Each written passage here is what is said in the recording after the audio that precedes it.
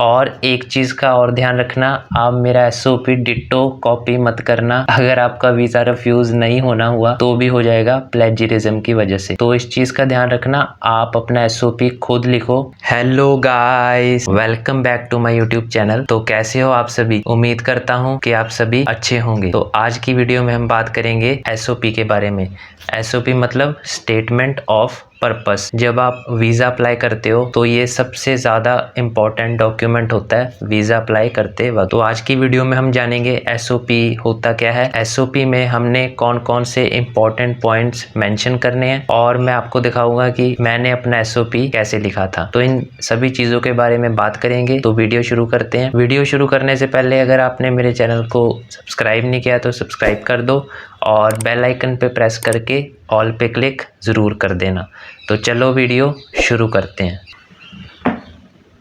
तो सबसे पहले हम बात कर लेते हैं कि एसओपी होता क्या है। तो एसओपी की फुल फॉर्म होती है स्टेटमेंट ऑफ पर्पस। तो एसओपी क्या होता है? एक डॉक्यूमेंट होता है। जब हम वीज़ा अप्लाई करते हैं तो हमें वो साथ में लगाना पड़ता है। तो एसओपी बेसिकली क्या रिप्रेजेंट करता है? वो रिप्रेजेंट करता है कि हु यू आर, आप कौन हो, what your academic and professional interest are, मतलब आपके इंटरेस्ट्स क्या हैं, और वो ये भी दिखाता है कि आपने ये पर्टिकुलर कोर्स क्यों लिया है, आपने ये पर्टिकुलर यूनिवर्सिटी क्यों चूज की है। तो एसओपी क्या होता है कि एक तरह का ये बायोडाटा होता है जिसके अंदर आपका पूरा रिकॉर्ड लिखा होता है कि आपने ये क्यों किया, ये क्यों किया, ये क्यों किया। तो अब मैं बता देता हूँ कि आपके एसओपी में इंपॉर्टेंट पॉइंट्स कौन कौन से होने चाहिए। तो आपके एसओपी में टोटल 7 पॉइंट्स इंक्लूडेड होने चाहिए, टोटल 7। और वो कौन कौन से? तो सबसे पहला पॉइंट है एजुकेशनल बैकग्राउंड, यानी आपकी एजुकेशन कहाँ से हुई है, 10th 12th ग्रेजुएशन, मास्टर्स। तो जो भी आपकी एजुकेशन है उसके बारे में इस पॉइंट में बताया जाता है। और सेकंड पॉइंट है आपका इंक्लिनेशन।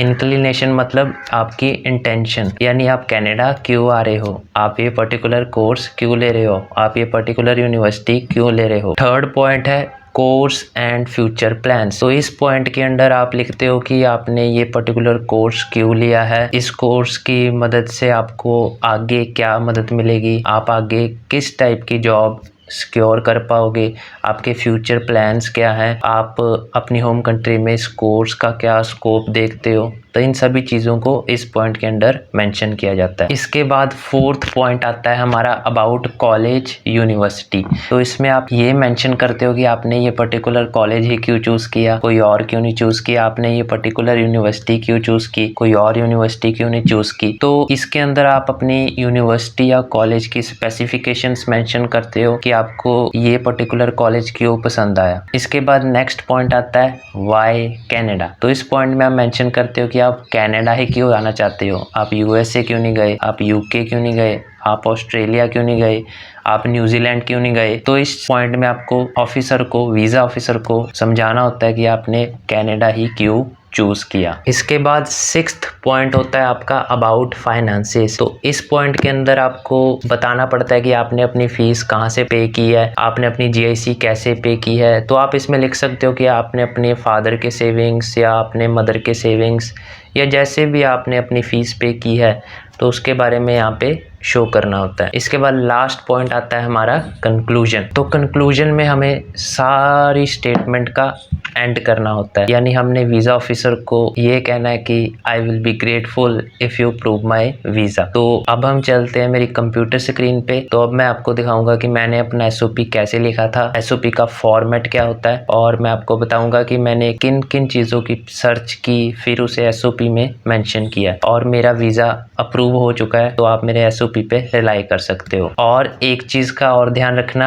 आप मेरा एसओपी डिट्टो कॉपी मत करना। अगर आपका वीज़ा रिफ्यूज़ नहीं होना हुआ तो भी हो जाएगा प्लेजरिज्म की वजह से। तो इस चीज़ का ध्यान रखना, आप अपना एसओपी खुद लिखो, खुद रिसर्च करो, खुद देखो कि आपने ये कॉलेज क्यों चूज़ किया है, आपने ये कोर्स क्यों चूज़ किया है, ये कोर्स आपकी पीछे की स्टडी से प्रोग्रेशन में होगा या जो भी कारण है। तो आप अपना एसओपी खुद रिसर्च करके बनाओ। मैंने जो अपना एसओपी बनाया था वो 3 दिनों में बनाया था, 3 दिनों में। ऐसा नहीं है कि मैंने 2 घंटे में बस लिख के बस कर दिया काम।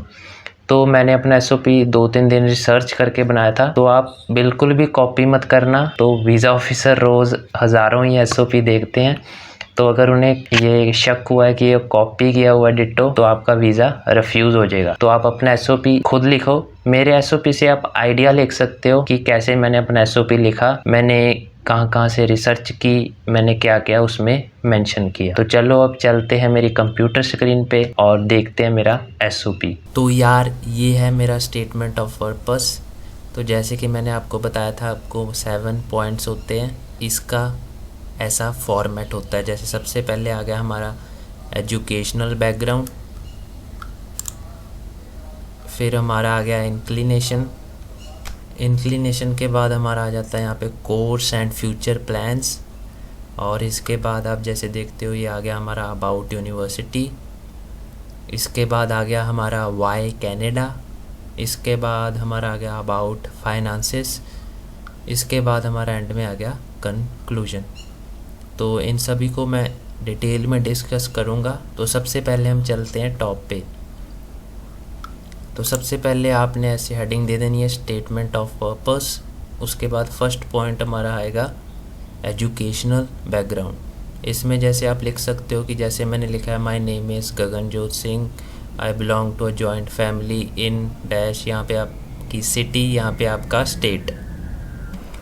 इसके बाद मैंने लिखा है I have a joint family including my mother, father, brother, grand parents and me. तो इसके बाद आपने लिख देना जैसे my father is doing a dash job and my mother is house wife. इसके बाद मैंने अपना एजुकेशनल बैकग्राउंड बताया। मैंने 10th स्टैंडर्ड इतने ईयर में पास की थी, इतनी CGPA के साथ, फ्रॉम डैश बोर्ड। फिर मैंने 12th का एक्सप्लेनेशन दिया। 12th मैंने स्ट्रीम से की, जौन से भी आपने स्ट्रीम से किया आप लिख दो। इस ईयर में की इतनी परसेंटेज के साथ फ्रॉम दिस बोर्ड।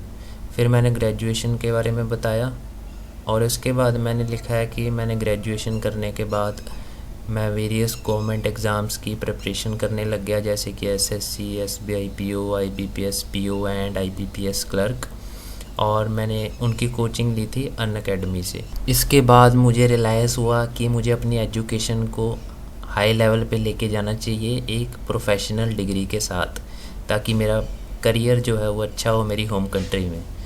तो मैंने अगेन सर्च की, तो इन चीज़ों की वजह से मुझे रियलाइज़ हुआ कि मुझे अब्रॉड स्टडी करना चाहिए। तो मैंने कनाडा और ऑस्ट्रेलिया को दो ऑप्शंस देखे। जब मैंने दोनों कंट्रीज़ को कंपेयर किया वीज़ा प्रोसेस की ग्राउंड पे, क्वालिटी ऑफ एजुकेशन के बेसिस पे, डाइवर्सिटी के बेसिस पे, तो ये पता चला कि जो कनाडा है वो बहुत ही अच्छी कंट्री है as compare to Australia. Since I always wanted to have the incredible experience of studying abroad for the longest time, but the ever-changing personal and professional life kept me pushing it away. तो इसमें आपने ऐसे लिख देना educational background में। ये जो second हमारा आता है फिर इंक्लिनेशन। तो जैसे कि मैंने बैचलर्स की थी, तो मेरा नेक्स्ट स्टेप क्या था, मास्टर्स। तो मैंने सोचा MBA करते हैं। MBA क्या है, that helps students to gain extensive knowledge and sharpen their skills।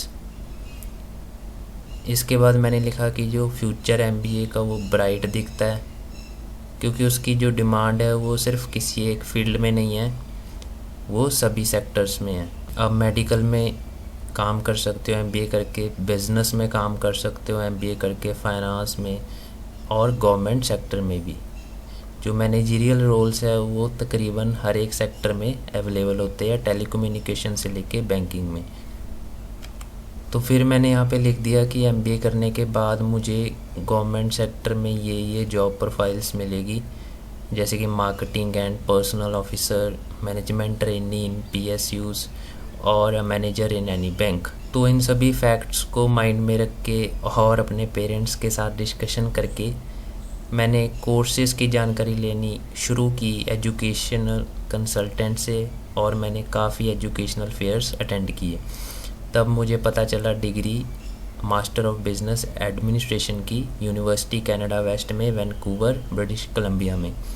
तो ये बाकी अल्टरनेटिव से बेस्ट थी।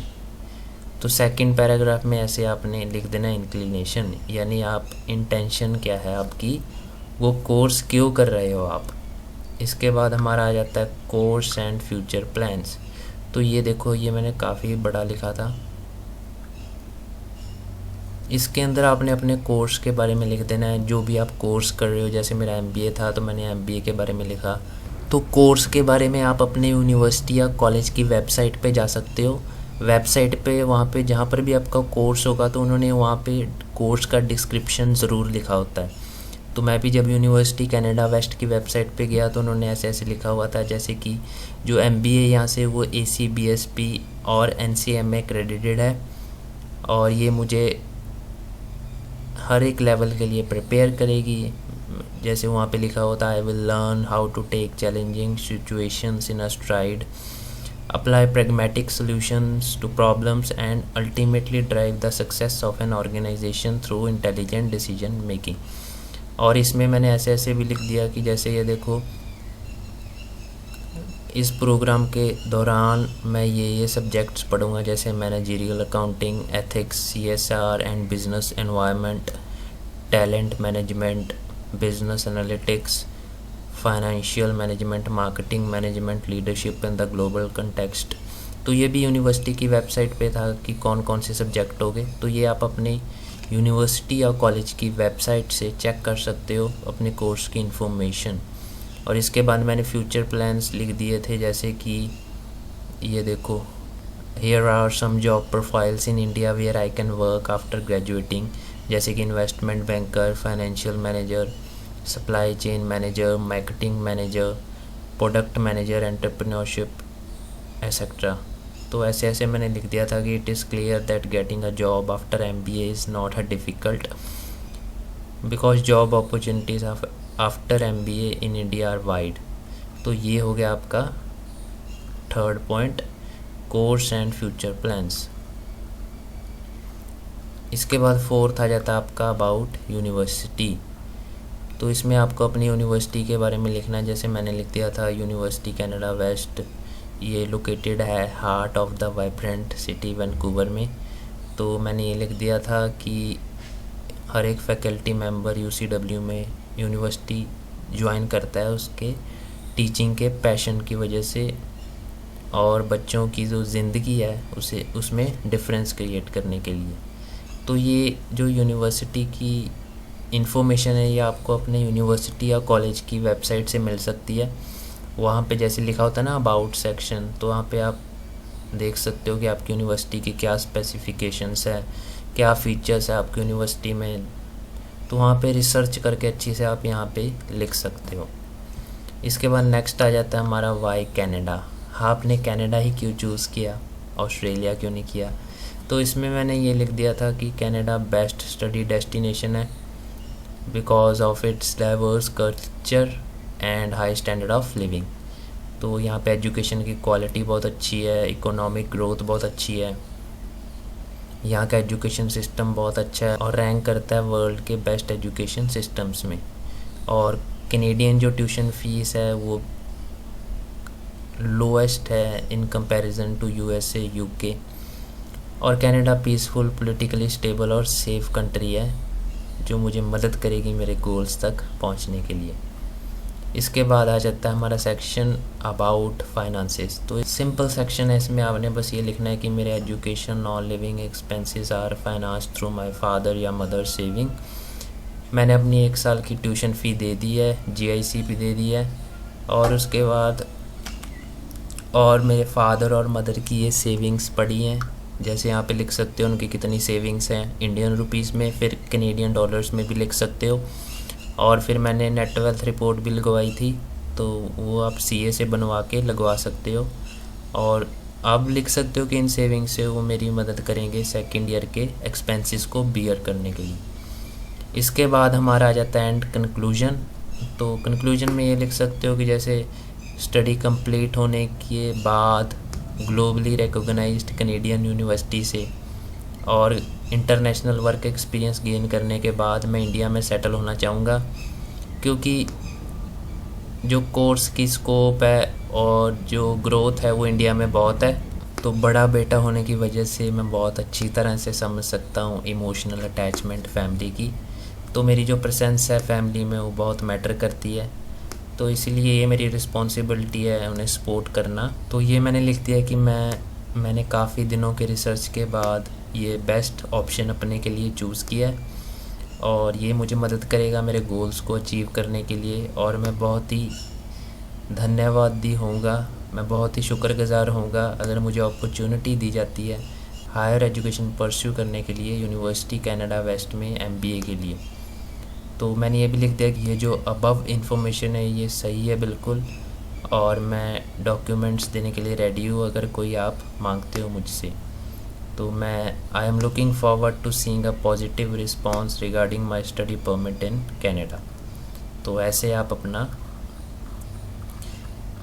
SOP लिख सकते हो। और जो चीज़ आपने SOP में लिखी है वो 100% जेन्युइन होनी चाहिए, यानी आपके पास उस चीज़ का प्रूफ होना चाहिए, क्योंकि कल को अगर उन्होंने आपसे कुछ भी मांग लिया तो आपके पास दिखाने के लिए उसका प्रूफ होना चाहिए। जैसे मैंने यहाँ पे लिखा था ना 10th की, 12th की, फिर ग्रेजुएशन, फिर मैंने 1.5 फिर के लिए प्रेपरेशन की थी गवर्नमेंट एग्ज़ाम्स की। तो मैंने ये जो जहाँ से मैंने कोचिंग ली थी ना अनअकैडमी से, तो मैंने यहाँ की इनकी कोचिंग की रिसिप्ट भी लगाई थी जब मैंने वीज़ा फ़ाइल किया था। और मैंने जो भी एग्ज़ाम्स दिए थे, जैसे कि ये मैंने लिखे हुए हैं जो SBI, PO, IBPS, PO, IBPS clerk, तो मैंने इन सभी एग्ज़ाम्स के एडमिट कार्ड लगाए थे साथ में जब मैंने वीज़ा अप्लाई किया था। सो मेक श्योर कि जो चीज़ आप लिख रहे हो उसका आपके पास प्रूफ हो। तो ये थी यार मेरी SOP की वीडियो, और वीडियो अगर आपको अच्छी लगी हो तो लाइक कर देना, और अगर आपका कोई भी डाउट हो तो कमेंट कर देना। So this is for today. If you like my video don't forget to subscribe my channel and hit the bell icon below. We will meet again in next video. Till then stay safe, stay healthy, and thank you for watching my video.